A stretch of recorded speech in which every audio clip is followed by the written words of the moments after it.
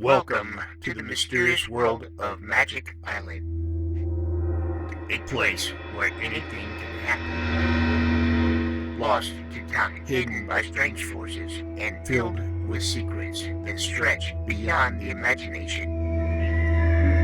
Our heroes have set sail into the unknown, where adventure, danger, and discovery await them at every turn. Each episode brings them closer to unlocking the island's mysteries, but with new challenges. Who knows what they will uncover next? Now sit back and close your eyes. Let the theater of the mind take you on a journey to Magic Island.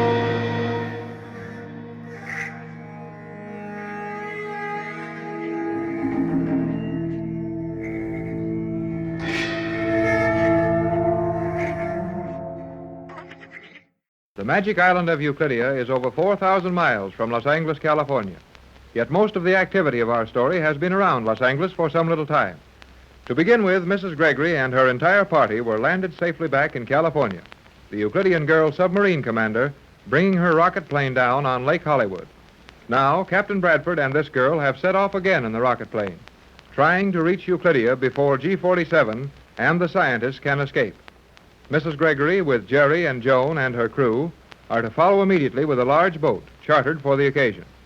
We find Mrs. Gregory with her trusted employee, Johnson, waiting impatiently at the harbor for Jerry and Joan. Oh, how long have we been waiting now, Johnson? Over 3 hours, Mrs. Gregory. 3 hours. And what has happened? Well, we have no way of knowing for sure. No way of knowing. And somewhere in that southern sky, Tex and Elaine are hurtling toward Euclidia at a speed of 1,000 miles an hour. Yet we have no way of knowing exactly what's happening to them. Jerry and Joan. Over 3 hours since they went to Lake Hollywood to help Tex and Elaine take off. Yet we have no way of knowing where they are. Well, nevertheless, I think we're doing the only sensible thing by remaining here on your boat, in the radio cabin. We're connected to the shore telephone, and they'll get word to us the minute they can do so safely. But what could have happened to them? Well, nothing very serious, or we'd have heard from them. Oh, no, Johnson. It must be something serious. That's the reason we don't hear. Though we do know they left the lake 3 hours ago. We've sent 2 people up there and no sign of them. Johnson, I'm not ordinarily frightened by things like this. But we've seen so much of the power of these people. The Euclideans are clever and dangerous. Oh, I think Tex and that girl can take care of themselves. But Jerry and Joan have disappeared. In Hollywood, in broad daylight. It just isn't reasonable. Well, they're not here, and we can't do anything but lie here and wait for them. I know. But Tex expects us to be over 3 hours on our way by this time. Do you realize that we'll be 6 days getting to Euclidia, and that Tex and Elaine will have to keep that little plane afloat over that location for 6 days, threatening the Euclideans and bluffing them into staying underwater and living on condensed food? Yes, but all of that will be a matter of routine to both of them. The captain knows his business, and the girl strikes me as being more than usually clever. Oh, she's remarkable. And Tex is a grand person. But neither of them can work miracles. Well, I'm sorry, Mrs. Gregory. There's nothing more I can say. I understand, Johnson. And I'm sorry for being such a worry to you. I'll take it. Hello? Hello? Who's this? This is Johnson speaking. Hello, Johnson. This is Jerry. Jerry? Jerry, Joan. May I speak to Mrs. Gregory, please? Sure. Hold it a minute. He wants to speak to you. Oh, thanks, Johnson. Jerry, how are you? Oh, I'm okay. Joan's fine, too. Only we had a little trouble getting away to come down there. Well, where are you now? Oh, we're in jail. In jail? Yes, I'm in jail. And a good, strong jail, too. But we're going to get out right away. Well, what did you do to get yourselves in there? Oh, just what we thought was best to do. We tried to keep the story of what was going on from getting to the papers and the radio stations, and we kept it quiet for 3 hours, but it's gone now. Well, that may be long enough, Jerry. We have a man waiting with his set open in the radio shack. He hasn't heard anything yet, or we'd have found out about it. Oh, okay. We just talked to the chief and got everything fixed up. We'll be there in half an hour. Half an hour? Well, you can't make that, Jerry. Yes, we can. The chief's going to give us a police escort. We'll be there and ready to go in half an hour. Well, we'll be ready to cast off when you arrive. Goodbye, Jerry. Bye. So they're in jail. Yes.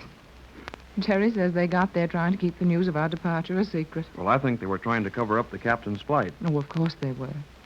Tex said that no matter what happened, we weren't to try to communicate with him or let anyone know he'd gone until they'd had 4 hours.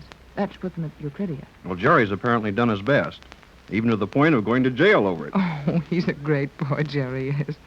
He's been a wonderful help to us. Now, Johnson, I think we'd better get ready to shove off. If Jerry and Joan make it here in a half an hour.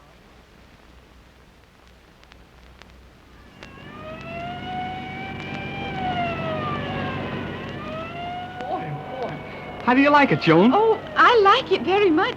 I have never ridden like this before. These police cars are sure made to go when they have to. Those men on the what do you call them? Motorcycles? Yes, the motorcycles. They ride fearlessly and clear the way for us. We're sure doing it in style, all right. Well, Joan, in just a few minutes, we'll be on board the boat and on our way to Euclidia again. And I hope for the last time.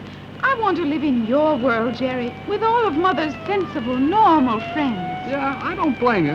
But, well, I like all this Magic Island stuff. Of course, it's exciting to me. I beg your pardon, young lady. Oh, yes, officer? Sergeant, Joan, Sergeant. I am sorry, Sergeant. You're Mrs. Gregory's little daughter, I take. Yes, sir.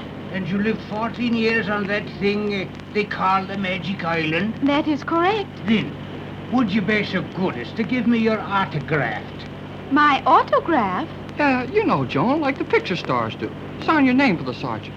Would you do that? I should be glad to, but I cannot understand your request. I do not know the customs of Hollywood, but I thought only celebrated people were asked for their autographs. You're celebrated enough in my house. Sure, I've got a small daughter of me own, only 6 years old, and I've had many an argument with her. I tell her the old Irish bedtime stories about the banshees. They're the little people who come out at night, you know. No, I did not know. Well, they do. Many's the time I've heard the banshees wailing and seen the fairies dancing over the bog in County Down. But will my little girl believe that? She will not. Says she, there's no such thing as fairies. Well, I agree with her. Shame on you, Jerry Hall. And with a name like yours, too.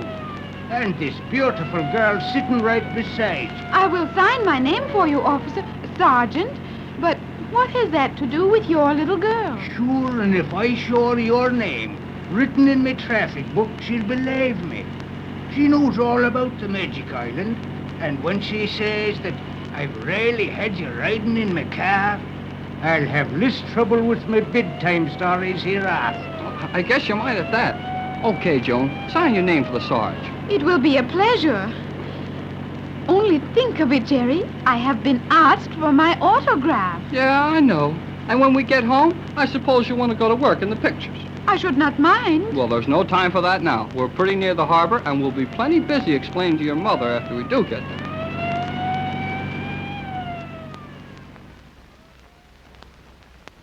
I've made the rounds for the third time, Mrs. Gregory. Everything's shipshape, and a couple of the men are holding us fast with hand-snubbed lines. Well, they should be here any minute now.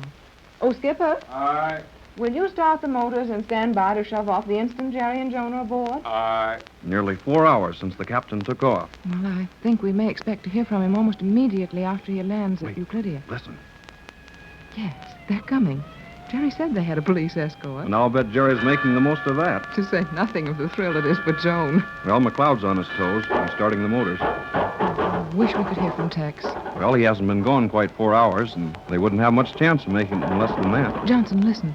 They're on the pier now. It'll only be a minute. Oh, Skipper, Aye, they're coming. aye, Ready to shove off? aye. Will you please go in the radio shack and wait, Johnson? I know you won't miss anything.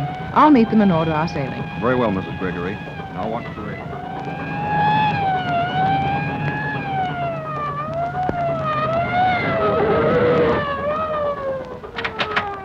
Thanks, Sarge. Good night. Good night, and good luck to the two of you. Hurry, Joan. We are coming, Mother. Hi, Skipper. Shove off. We're here. Not so fast, Jerry. Oh, give me your hand, Joan. Come on. Over you go. Oh, thank you. Hurry into my cabin, you two. Car stop, Skipper. Aye, And full speed ahead at every possible moment. aye. We are sorry to be so late, Mother. Oh, I'm sure you couldn't avoid it. We sure couldn't. You see, Mrs. Gregory... One moment, Jerry. Wait until we get in the cabin. Gee, Mrs. Gregory, somebody on board you can't trust? No, Jerry. Just that I want to talk in here where Johnson can reach me immediately if he picks up anything on the radio. No news of the captain as yet. No, but we're expecting it any time. Golly, we sure got underway quick.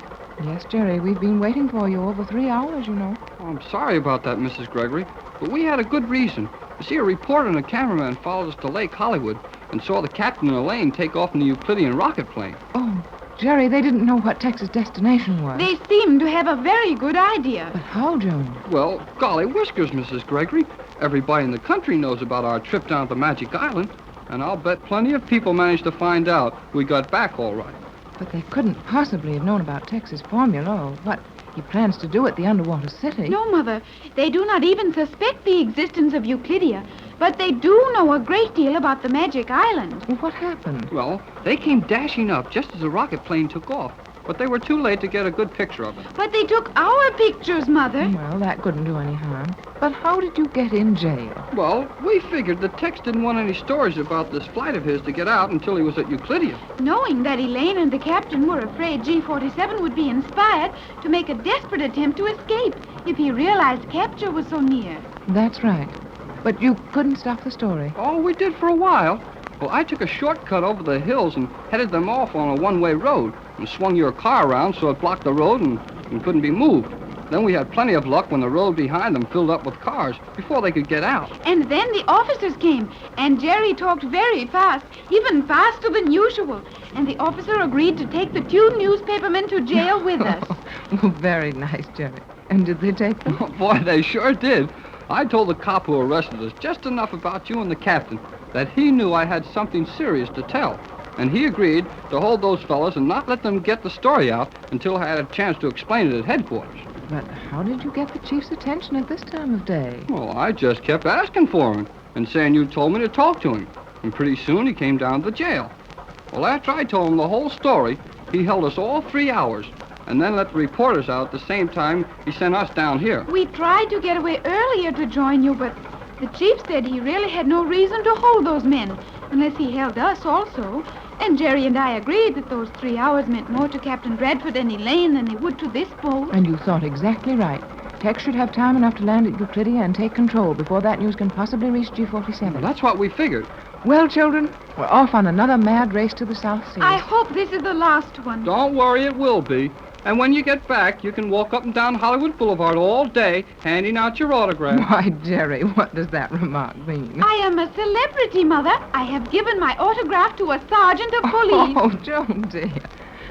I know you don't realize it, but you're a born diplomat. As long as you have the officers asking for your autograph, you'll do very well in our world.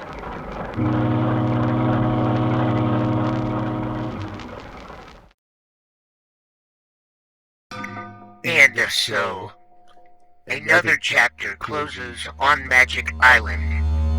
Our explorers have faced mysteries, dangers, and thrills. Yet, the island still holds its secrets close. What lies ahead? New allies? Or unexpected foes? Make sure you join us tomorrow to find out what awaits on Magic Island, where the adventure never ends. Right here on Golden Age Radio, rumble.com/C/GAR.